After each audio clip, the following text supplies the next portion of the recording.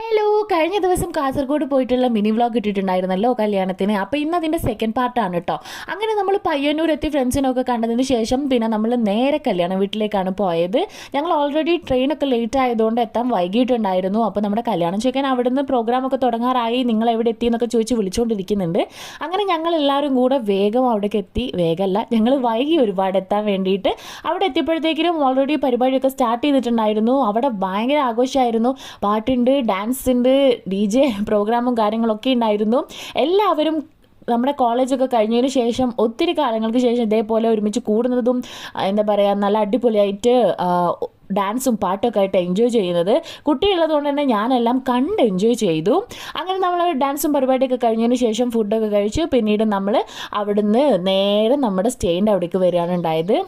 കല്യാണ ചെക്കൻ ഞങ്ങൾക്ക് അവിടെ തന്നെ അടുത്ത് സ്റ്റേ ഒക്കെ ശരിയാക്കിയിട്ടുണ്ടായിരുന്നു. അങ്ങനെ അന്ന് അവിടെ സ്റ്റേ ചെയ്ത് പിറ്റേ ദിവസം നേരെ അവിടെ നിന്നാണ് കല്യാണം.